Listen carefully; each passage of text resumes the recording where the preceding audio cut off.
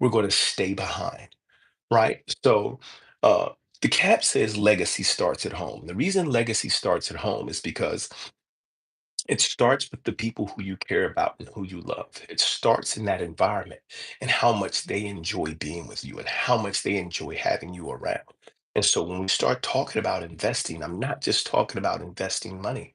I'm talking about investing time, energy, and thought into how you care for yourself, the exercise that you do, being able to have financial freedom, right? Financial freedom is what gives you the ability to spend more time doing that. Right? So most of us have been around long enough to know that, hey, one parent or another, um, doesn't get to show up for everything.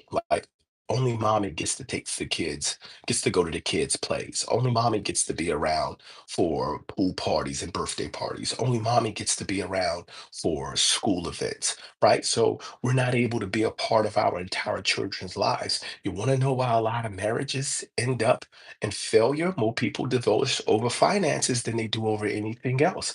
Here's the reason why. Because they spend so much time focusing on trying to get things with money versus focusing on trying to get time together, right?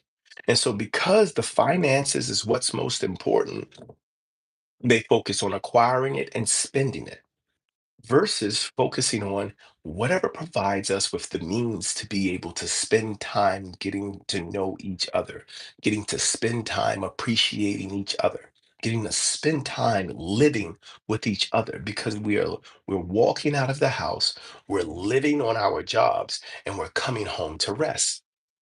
This is not how life is meant to happen.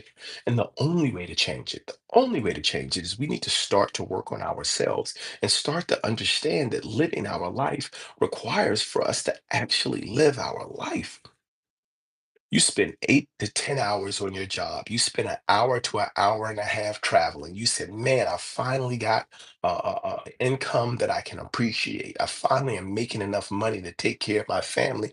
And you don't get to see them. You don't get to spend time with them. You don't get to be there. You don't get to go to the soccer matches. You don't get to do any of those things you say are most important to you. Why? Because the focus is not to grow wealth. The focus is to get money. This is what I'm trying to explain to you people. The mindset of poor and rich, right? It's more a mindset than it is a matter of money. What matters to you? Okay, how do you get more of that? If I make more money, right, which is why budgeting is important. If I make more money and it takes me less time to do it, I have more time to spend with the people who I appreciate. If I make $40,000 a year, I can sustain a life at a certain level that requires for me to exchange about 40 hours a week of my life in work. Probably about 48 when it comes to travel. And then, hey, I need to get overtime because I want to do a little bit more than we've been doing. Now we're probably at like 52 to 60 hours a week, right? And so now we're spending all of this time working on someone else's dream, building someone else's legacy. And then we're finding ourselves, you're finding your spouse is spending 60 hours counter to yours because you can't have too much overlap because $40,000 a year isn't allowing for childcare. You have to have this and they're running one place with the children and so now we're still not getting together. As a couple, you're making 80, $90,000 a year. That's not a little bit of money. You're paying your bills and the kids are getting the things that they want, but no one's getting time together. We have to understand it is the mindset.